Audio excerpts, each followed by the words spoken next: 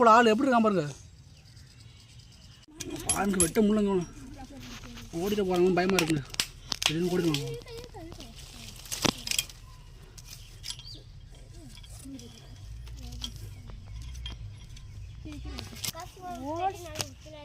யாருக்கிட்ட